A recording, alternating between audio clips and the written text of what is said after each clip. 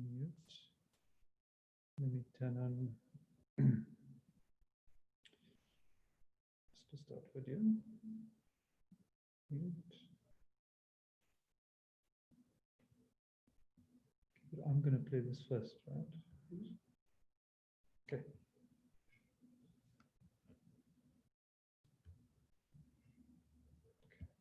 I'm going to play this first, right? Okay.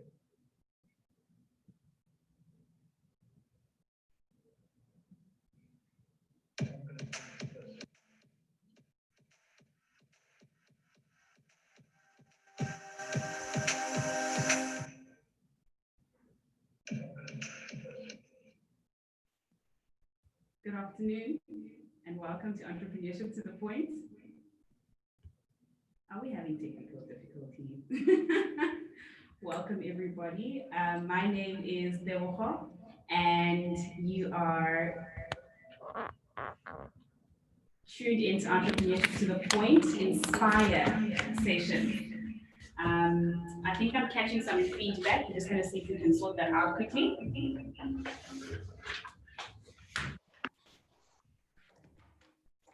Okay.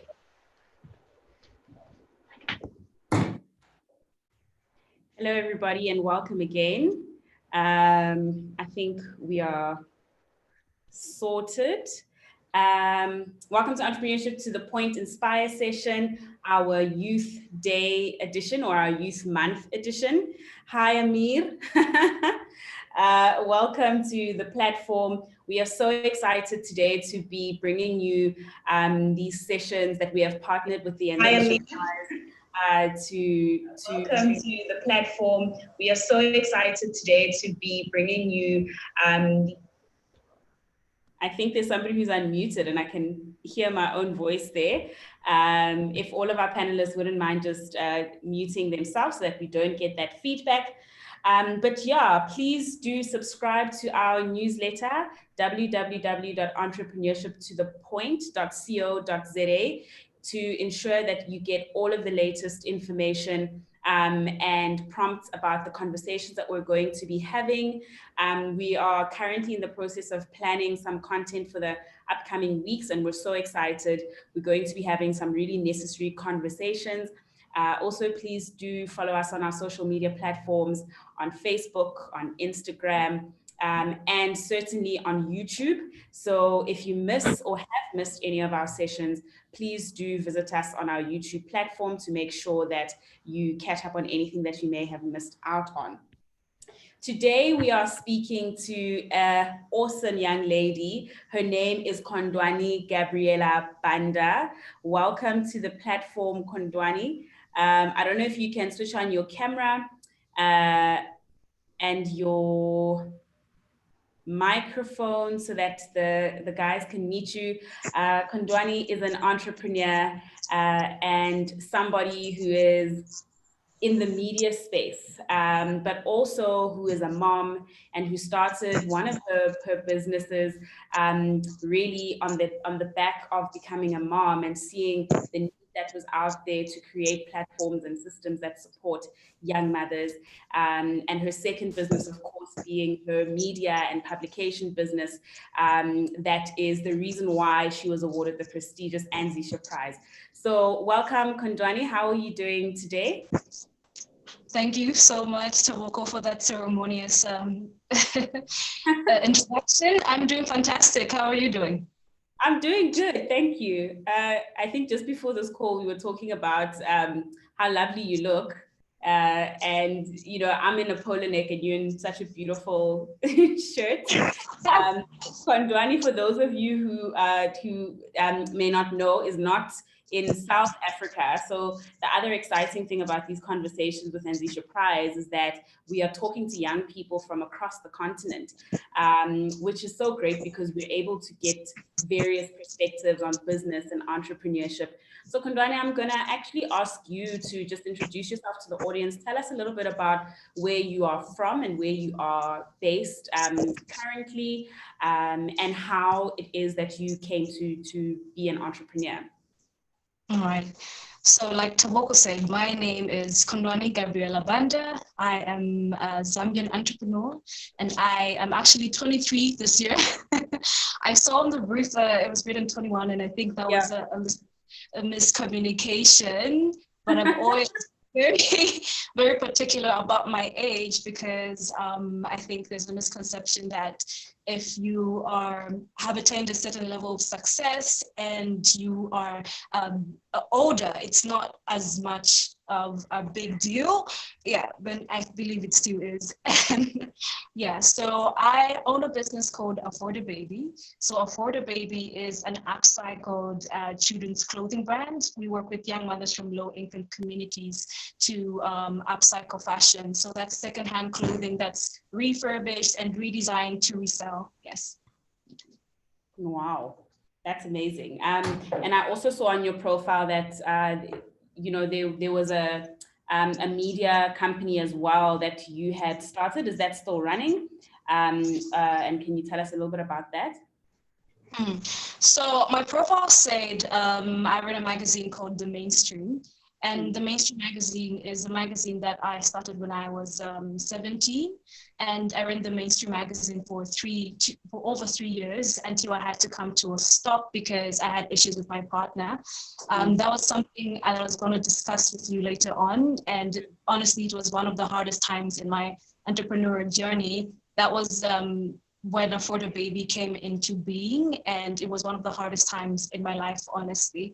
Having to leave a business, and at the time I just had my son, and there was just a lot of things going on. And I'm still in media, and I have a boutique content agency that I run with a couple of partners. And I just recently got awarded to be Zambia's first One Young World media entrepreneur because of my storytelling skills. And in connection to entrepreneurship and age, the story that I'll be covering is one of a 67-year-old entrepreneur who just started a business and is going to be producing biomass energy for our whole entire community. Yeah.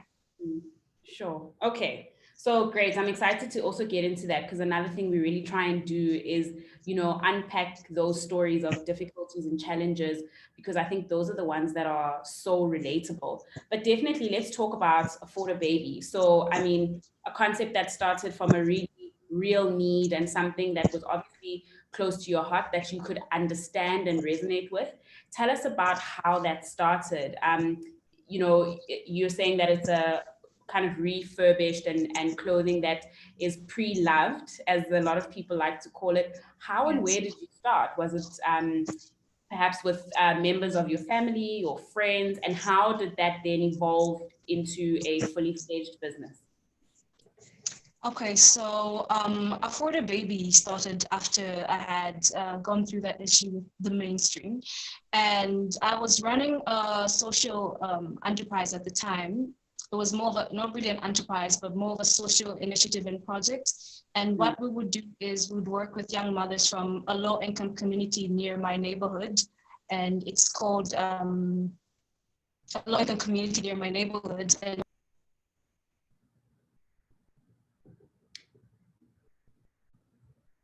I think we have lost Khondwani.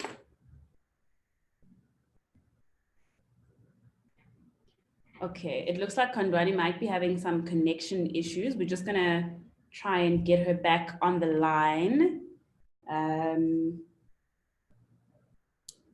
If you can just give us a few minutes to do that.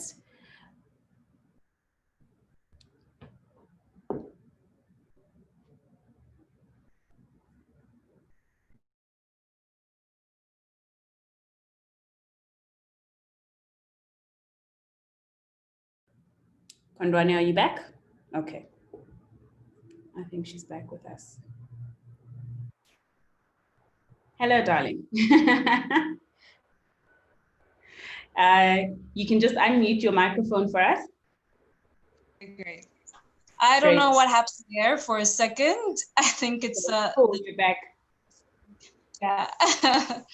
Yeah, like I was saying, you can also do, if your connection is a little bit of a challenge, you can always just turn off your camera and then the audio will be fine as well, because sometimes it's just a bandwidth issue. But you can go ahead. Right, right. Thank you. So, like I was saying, Afford a Baby started off with a social initiative that I started with a couple of my friends. So, as a young mother, one of the issues that I went through was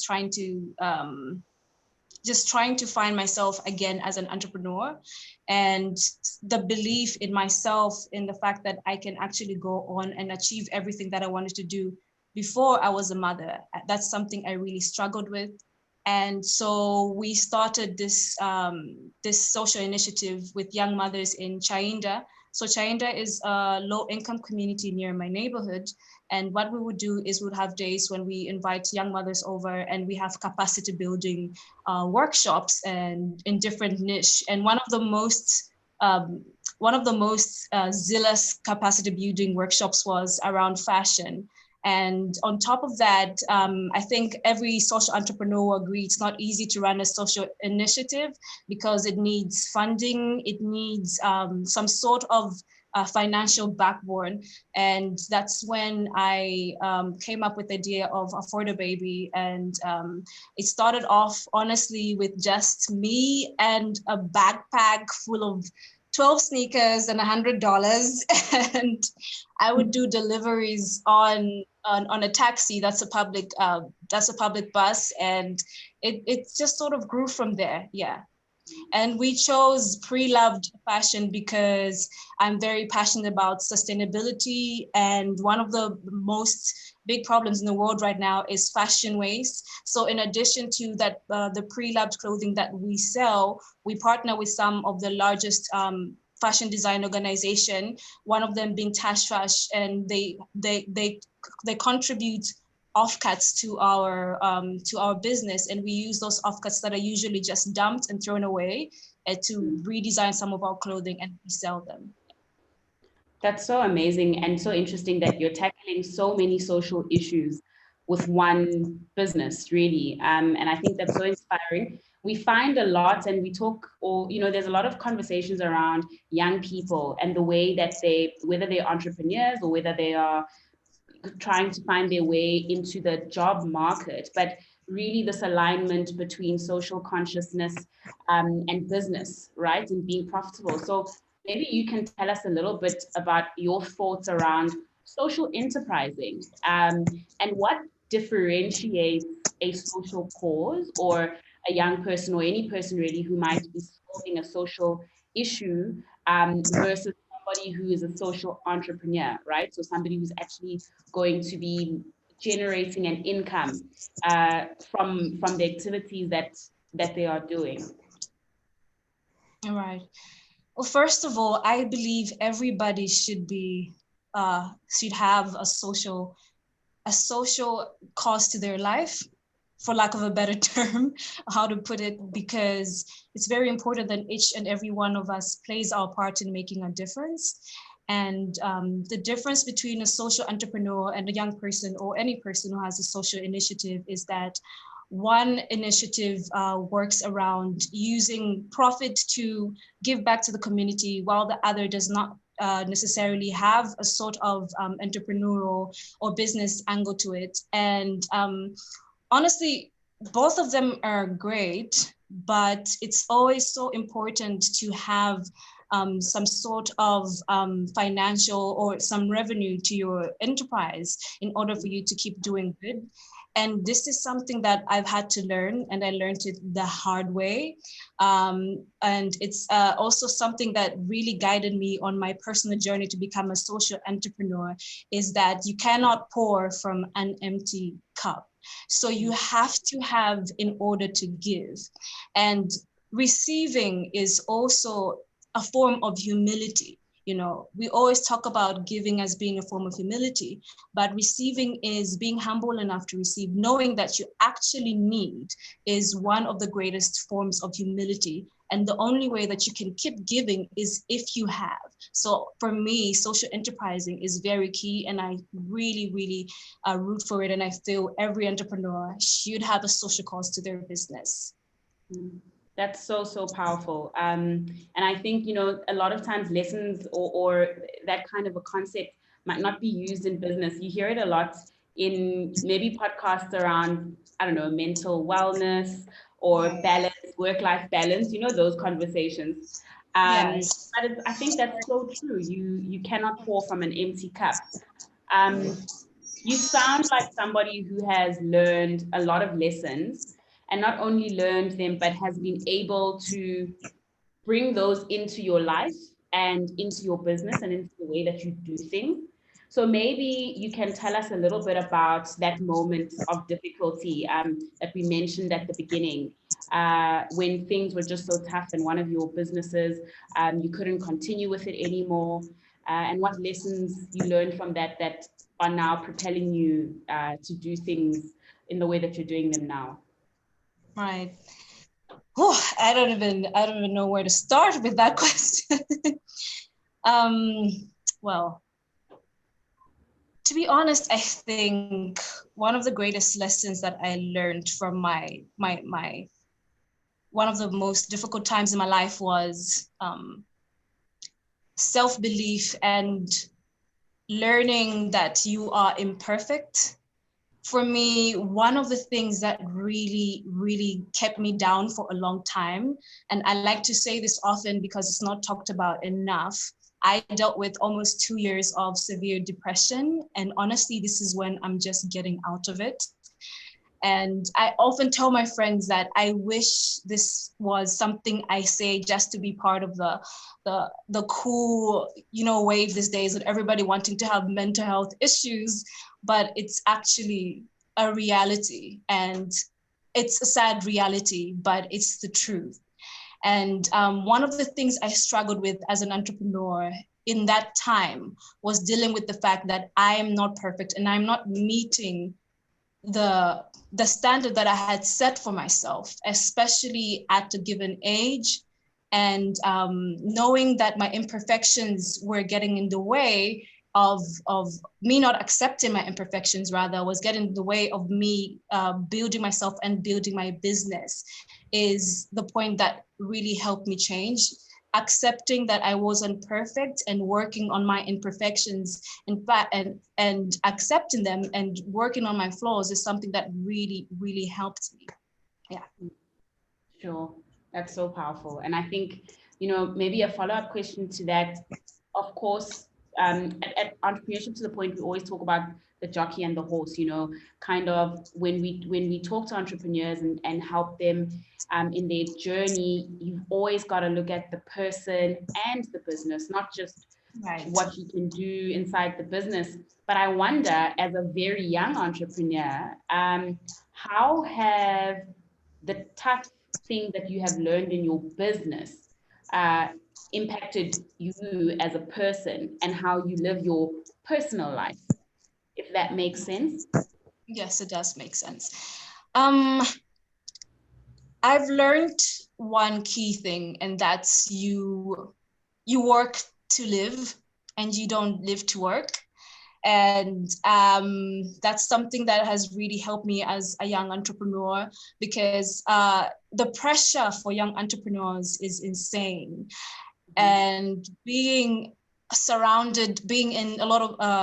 a fellowship such as the Anzisha Prize is a lot of pressure in itself, because you have 100 amazing entrepreneurs from all over the continent and you're constantly seeing what they're doing. It gives you pressure to always work harder, to always be working. And when you're not working, it feels like you're wasting your time.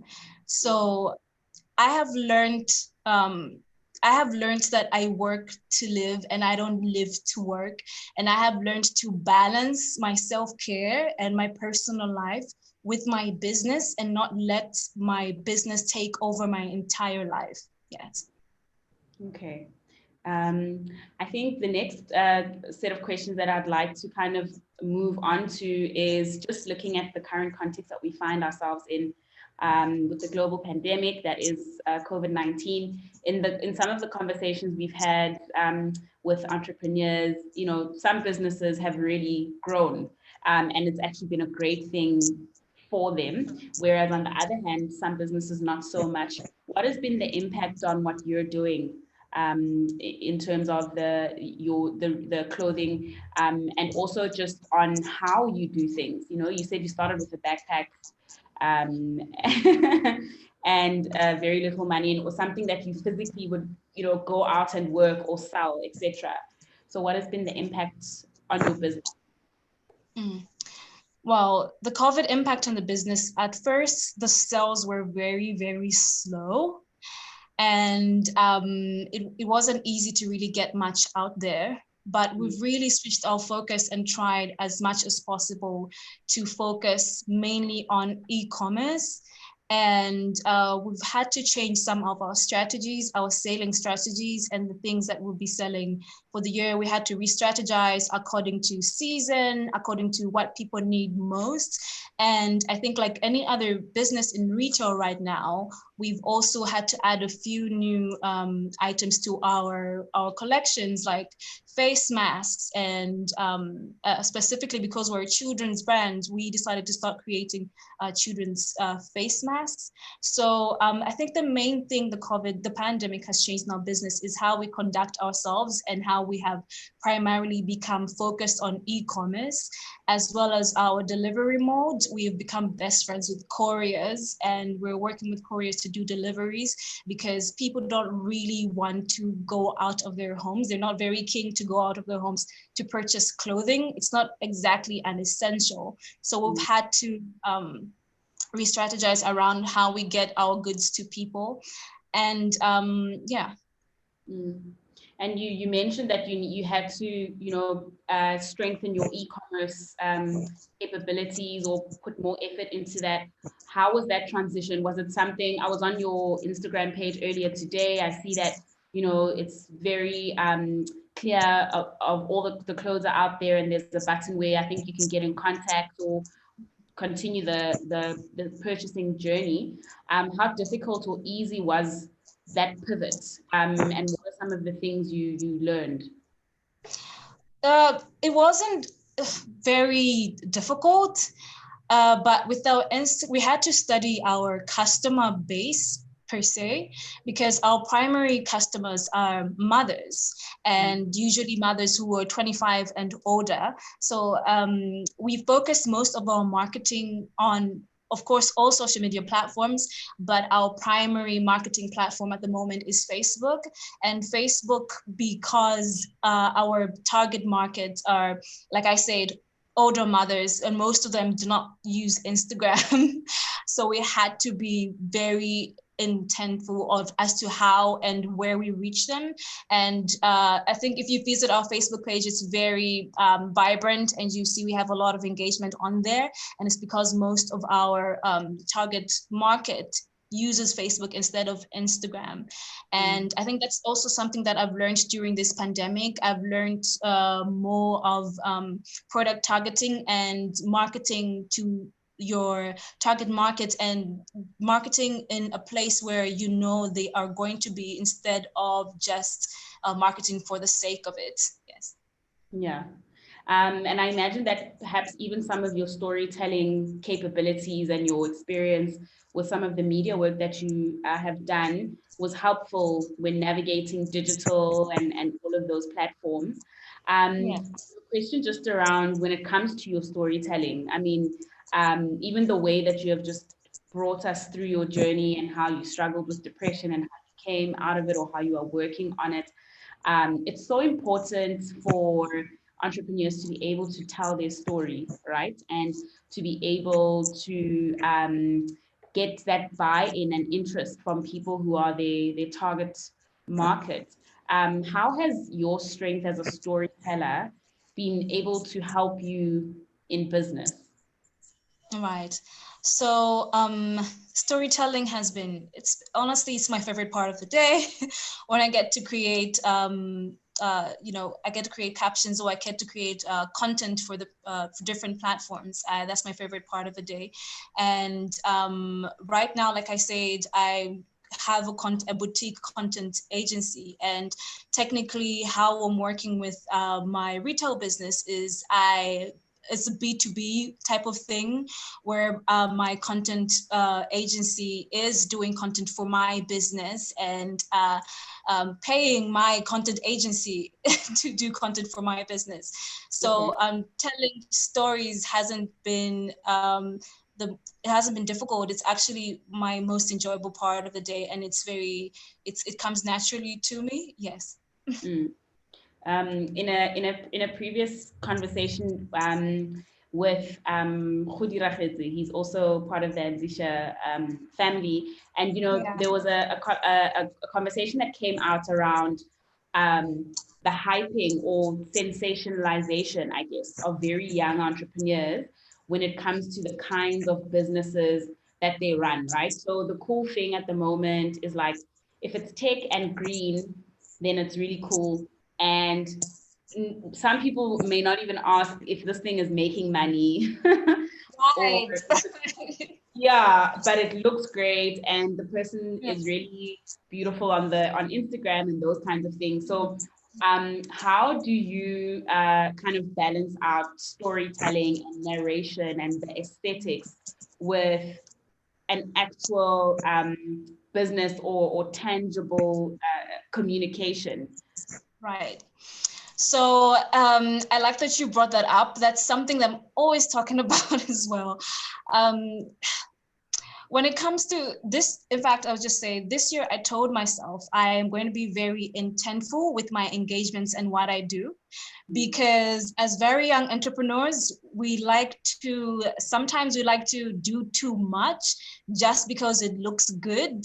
It looks good on paper. It looks good on Instagram. If I'm CEO of 5 different companies, right?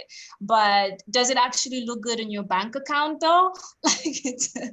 So I had to tone down on a lot of things that I do or wanted to do in order to make actual impact. And I think it comes with pressure of, wanting to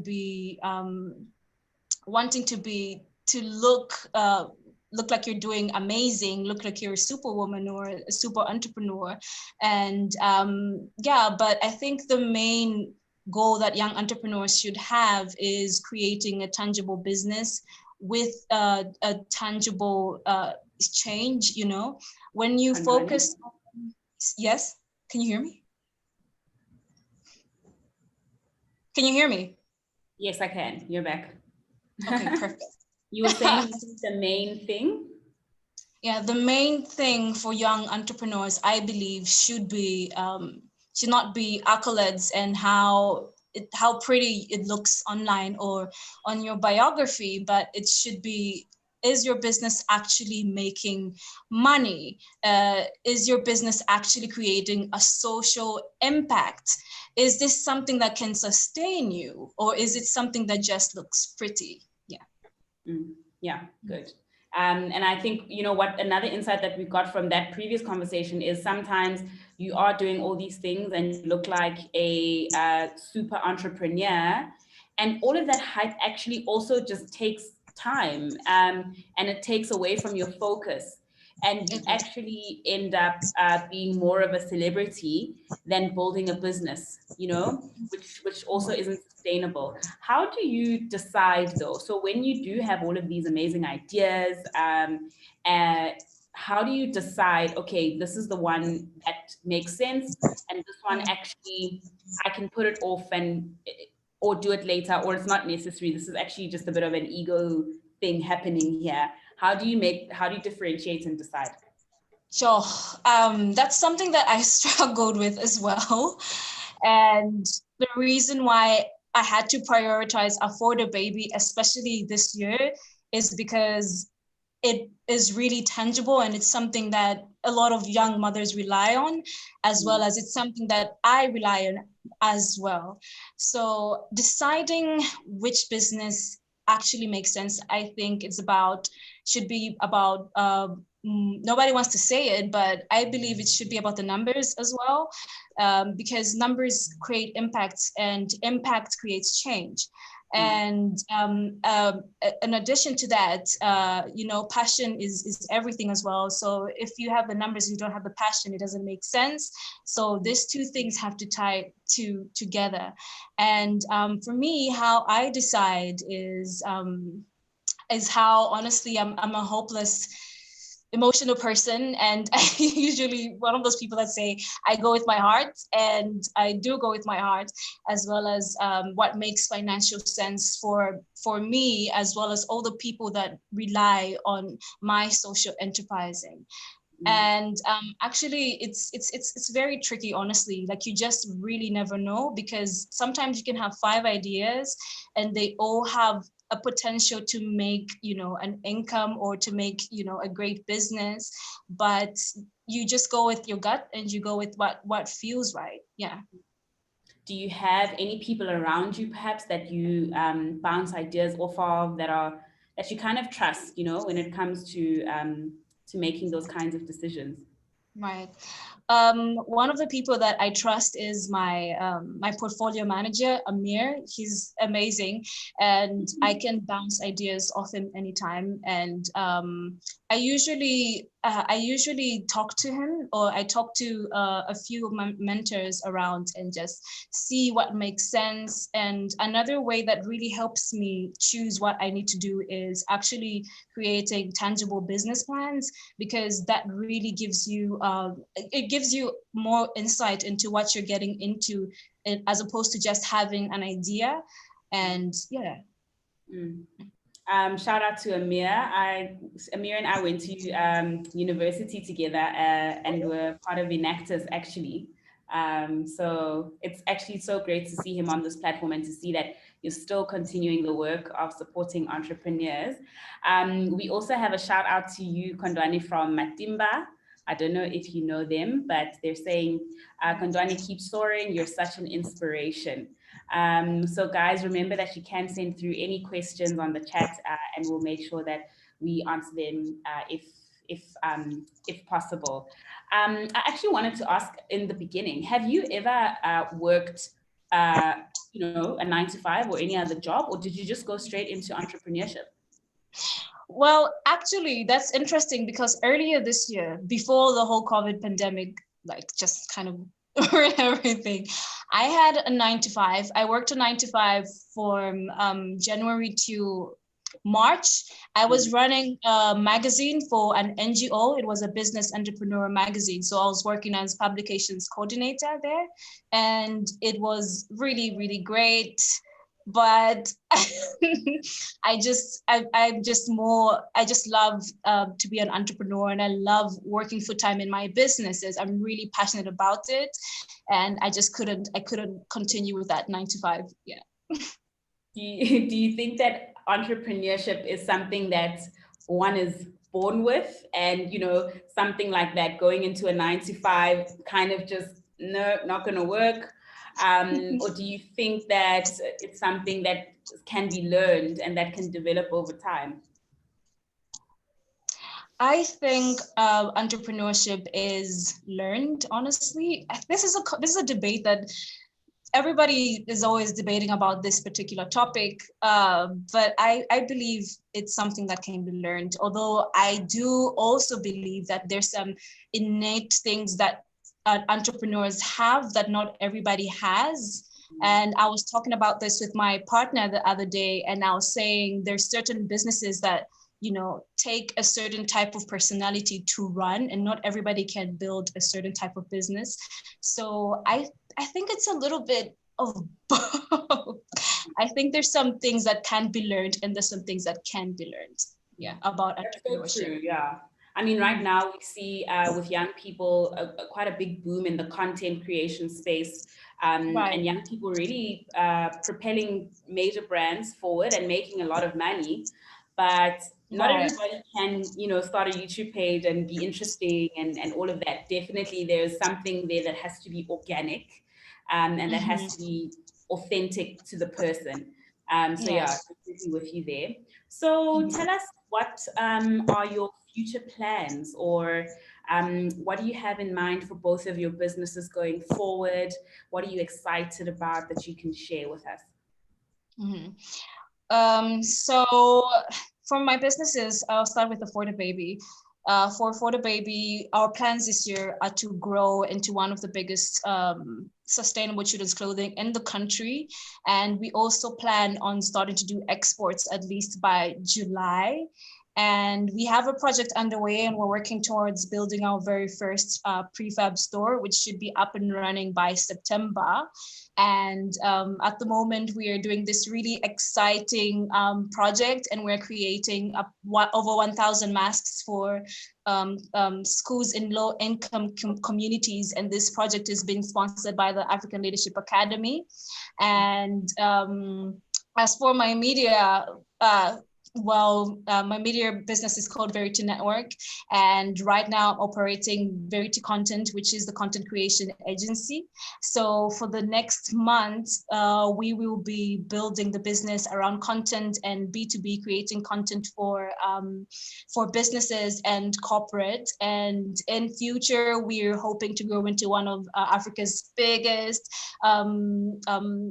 media conglomerates, and that's a story, and very detailed story for another day. Yeah. Nice. That's exciting. Just repeat the name of your content creation company so that we can put it onto the chat for people to know what to look for. Verity Content. Okay.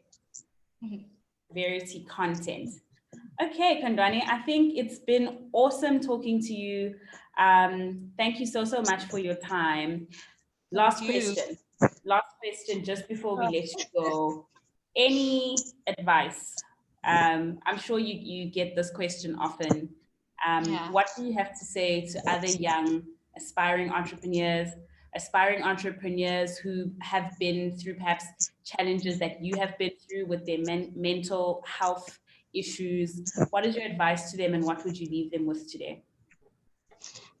My advice would be to get out of your head.